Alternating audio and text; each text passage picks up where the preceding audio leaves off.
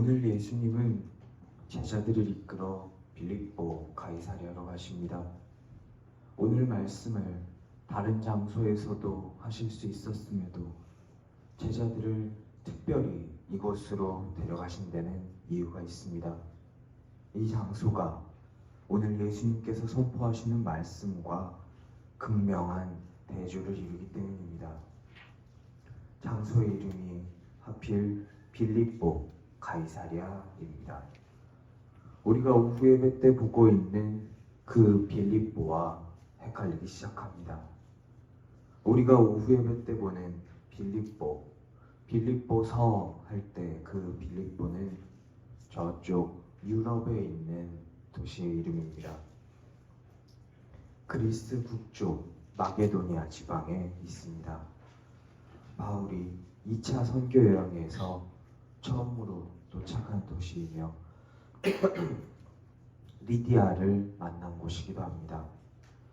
이 빌립보는 알렉산더 대왕의 아버지 필리포스 2세의 이름을 따서 빌립보라고 이름 붙여진 곳입니다. 오늘 마태복음 16장 말씀에 등장하는 빌립보는 이스라엘의 북쪽 끝에 있는 빌립보입니다. 오후 예배 때 보고 있는 빌립보와는 다른 곳입니다. 여기는 자신의 지지율을 위해서 예루살렘 성전을 재건했던 헤롯 대왕이 있습니다. 예수님이 태어나셨을 때 아이들을 모두 죽여라 라고 명령했던 그 헤롯이 이 헤롯입니다. 이 헤롯이 죽고 나서 이스라엘은 헤롯의 아들들에게 분배됩니다. 갈릴리 쪽을 통치하던 헤롯 안디바는 성경을 읽다 보면 우리가 종종 마주칠 수 있습니다. 오늘 예수님이 올라가신 이스라엘 북쪽 끝에 있는 빌립보 가이사랴는 헤롯 빌립의 관할 구역이었습니다. 그는 자신의 이름을 이 도시에 넣어서 빌립보라는 이름을 도시에 덧붙입니다. 여기서 헷갈리는 것이 하나 더 등장합니다. 바로 오늘 도시의 이름 중에 하나인 가이사랴입니다. 가이사랴라는 지명은 로마 황제 가이사의 도시다라는 뜻입니다. 알렉산더 대왕의 도시다라는 뜻의 알렉산드리아라는 지명과 같은 이름 붙이기 방식입니다. 일반적으로 마태, 마가, 누가, 요한에서 가이사랴라는 지명이 등장하면 그 가이사랴는 오늘 우리가 보고 있는 갈릴리 호수 북쪽에 있는 빌립보 가이사랴인 경우가 많습니다. 그런데 성경에는 또 다른 가이사랴가 등장합니다. 사도행전 10장 1절 가이사랴에 고넬료라는 사람이 있으니 이달리아 부대라 하는 군대의 백부장이라. 이 가이사랴는 요단강 왼쪽으로 쭉 가서 지중해에 접해 있는 항구 도시의 이름입니다.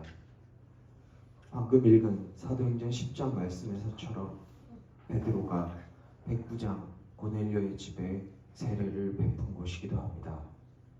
오늘 우리가 읽은 마태복음 말씀에 등장하는 가이사랴는 이 가이사랴보다 조금 더 위쪽에 있습니다. 이곳에 가이사랴 빌립보라는 이름을 붙였던 헤롯 빌립은 분봉왕이었습니다. 로마 황제의 승인을 받아서 그 지역을 관할할 수 있게 된 것입니다. 이 분봉왕들은 가장 큰 소원 하나씩을 가지고 있습니다. 그것은 왕이 되는 것입니다. 이름 앞에 분봉왕, 분봉 이런 게 붙는 것 없이 온전하게 왕 이것이 되는 것이 분봉왕들의 소원이었습니다. 그러기 위해서는 백성들에게 잘 보여야 합니까? 아닙니다. 이들이 왕이 되기 위해서 잘 보여야 하는 사람은 자신을 왕으로 만들어줄 수 있는 사람, 로마의 황제 가이사에게 잘 보여야 합니다. 그래서 헤롯 빌립은 자신의 구역 중 한 곳의 이름을 황제에게 바치는 빌립보 가이사랴라고 이름을 바꾸었습니다. 다른 분봉왕이었던 헤롯 안디바는 자기 구역이었던 갈릴리 호수, 그러니까 갈릴리 바다의 이름을 당시 로마 황제인 티베리우스에게 잘 보이기 위해서 티베리아 바다라고 그 이름을 바꿨습니다. 충성 경쟁을 하는 것입니다. 너도 나도 자기가 관할하고 있는 구역의 이름을 바꿔내니 이름만 바꾸어서는 황제에게 충성 경쟁을 하는데 부족하겠다라고 느꼈는지 헤롯 필립은 이 빌립보 가이사랴에 황제를 숭배하는 신전을 짓습니다. 그래서 빌립보 가이사랴는 정치적으로 황제를 주라고 고백하는 도시가 됩니다. 황제를 향한 충성과 황제가 주는 권력을 상징하는 도시 빌립보 가이사랴. 언젠가 하나님께서 우리 민족에게 메시아를 보내주실 것이고 그 메시아가 우리를 제국의 압제로부터 해방시켜 주실 것이다 라고 기대했던 유대 민족의 메시아의 정서와는 정반대되는 도시입니다. 헤롯 빌립은 이 빌립보 가이사랴를 통하여 메시아는 모르겠고 지금 나에게 돈과 권력을 주는 로마의 가이사가 나의 주님이시다라고 선포하고 있는 것이기 때문입니다. 지난 성령 강림주일 설교에서도 언급했던 것처럼 빌립보 가이사랴에는 판 신전이 있었습니다. 판은 그리스 로마 신화에 등장하는 신입니다. 사티로스라는 상상 속에 반인, 반수가 있는데 판이 그중 하나였습니다.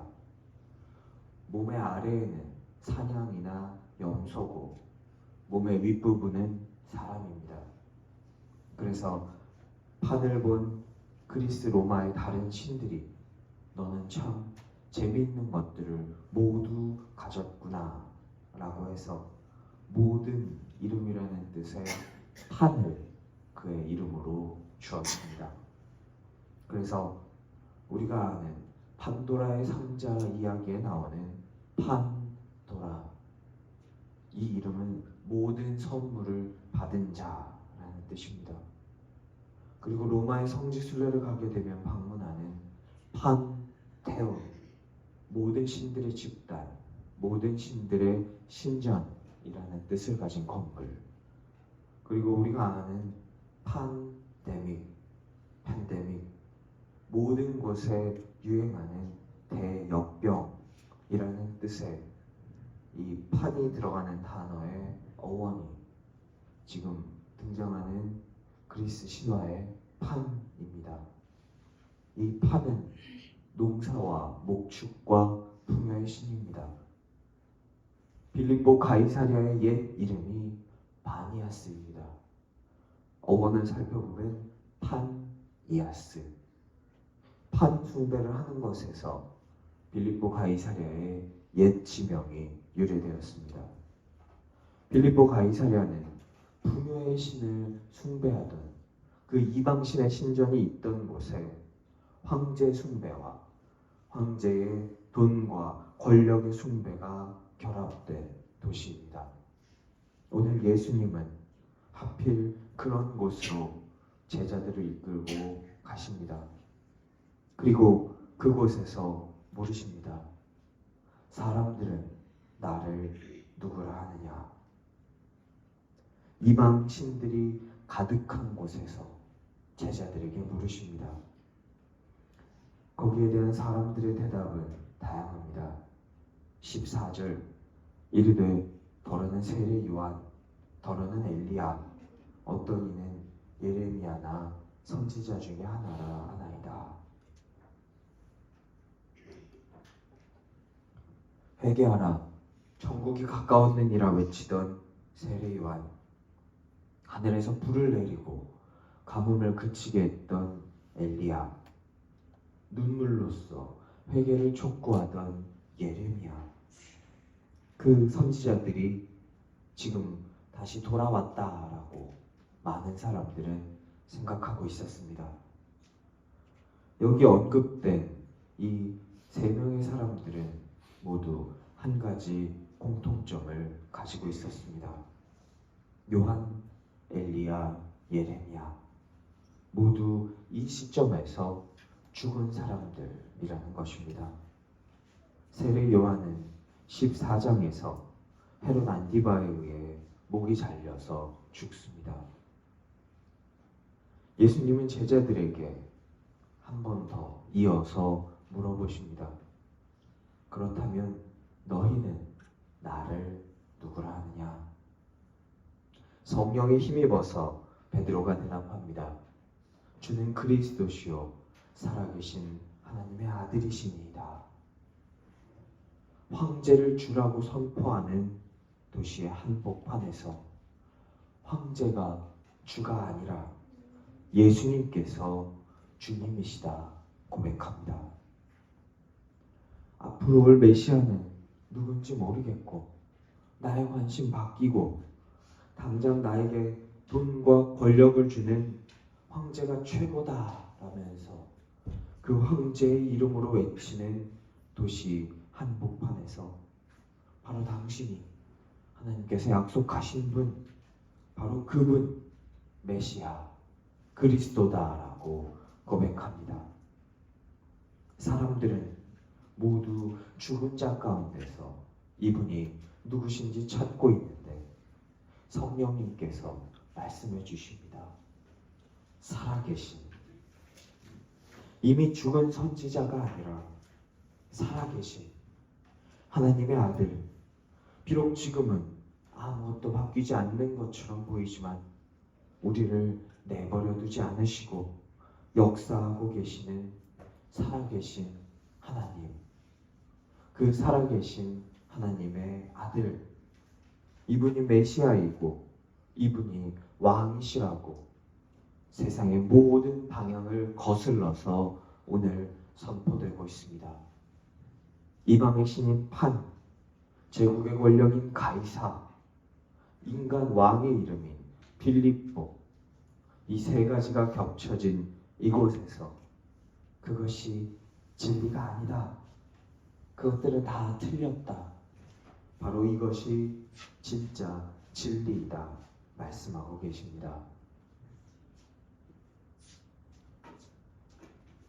빌립보 가이사랴는 단순한 지명이 아닙니다.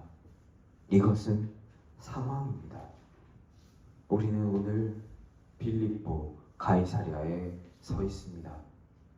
보이는 힘이 지배하는 공간, 성공과 효율로 신앙조차 평가의 대상으로 삼으려는 자리에 우리는 서 있습니다. 평가는 앞으로 나아가기 위해 필요합니다. 하지만 그 평가가 주가 되었을 때, 주인의 자리를 꿰차고 앉아 있을 때, 교회 바깥뿐만 아니라 교회 안도 빌립보 가이사랴가 됩니다. 우리의 고백은 분명해야 합니다. 애매한 예수, 내 마음대로 적당히 타협한 어떤 예수가 아니라 오늘 말씀 바로 뒤에서 이어지는 피 묻은 십자가를 짊어진 예수, 세상이 모두 어리석다고 말하면서 외면하는 그 예수를 고백해야 합니다. 그리고 그 예수가 가신 길을 따라가야 합니다. 우리는 지금 빌립보 가이사랴에 서 있습니다. 하지만 우리가 그곳에 서 있다고 우리 자신도 빌립보 가이사랴가 될 필요는 없습니다. 모든 상황과 세상의 파도를 거슬러서 피 묻은 십자가를 붙들고 예수를 선포하며 나가는 큰 축복이 여기 모인 신생의 성도들 머리머리 위에 임하시기를 간절히 축원합니다. 우리가 피 묻은 십자가를 붙들 때 예수만이 살아계신 주님이라고 고백할 때 하나님은 우리 위에 교회를 세우겠다 말씀하셨습니다.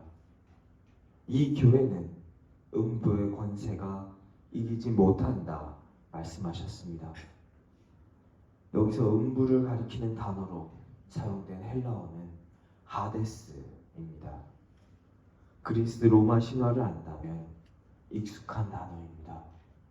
죽음의 신이자 명계라고도 번역되는 단어 하데스입니다. 이는 죽음의 신 하데스가 통치하는 세계를 의미합니다. 여기서 이 하데스는 지옥이라는 개념과는 다릅니다. 하데스는 불타는 지옥이나 형벌의 장소가 아닙니다. 이 음부는 죽은 자들의 영역, 생명이 보이지 않는 세계입니다. 음부라는 번역 말고는 다른 단어가 떠오르지 않는 하데스는 오늘날의 말로 번역하자면 하나님 없는 세상을 의미합니다. 빌립보 가이사랴는 풍요의 신 판을 숭배하는 도시답게 그 도시에 농사가 잘 되는 평원이 있었습니다. 농사에 필수적인 물이 샘솟는 수원지가 있었습니다. 물이 샘솟는 수원지이자 어디까지 이어질지 모르는 깊숙한 아주 깊은 동굴들이 이 가이사랴 빌립보 근처에 있었습니다. 그래서 사람들은 그 깊은 동굴과 샘을 하데스의 문이다 라고 불렀습니다. 하데스에 문이 있는 그 도시에서 예수님께서는 교회를 세우겠다 선포하셨습니다.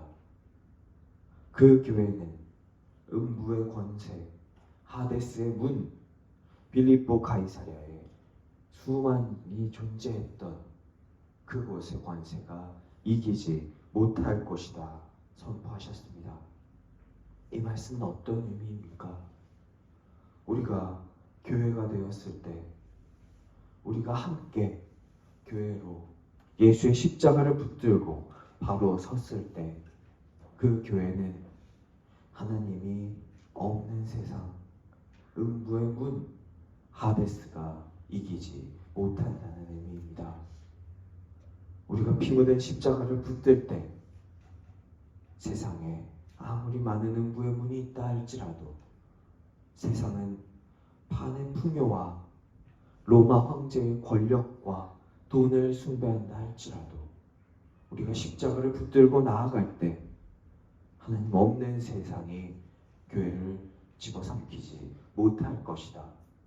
세상에 하나님 없다 말할 때 너희는 그 세상의 흐름을 거슬러서 십자가에 달려 돌아가신 유월절 어린 양 이분이 우리의 메시아이다 선포하면서 살아갈 것이다.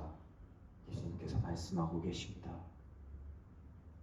우리는 오늘 주일 예수님께 예배하러 드리기 위해 이곳에 섰습니다. 우리가 피 묻은 십자가를 붙들 때 하나님이 없다라고 고백하는 음부의 권세가 우리 교회를 침범하지 못할 것입니다. 우리 교회가 피 묻은 십자가를 붙들고 가이사랴 빌립보 앞에 서서 그 흐름에 거슬러 나아갈 때 세상은 우리를 통하여 예수 그리스도를 발견하게 될 것입니다. 여기 모인 우리 위에 그렇게 살 수 있는, 그렇게 살아갈 힘을 주시는 우리 주 예수 그리스도의 축복이 함께 하시기를 간절히 축원합니다.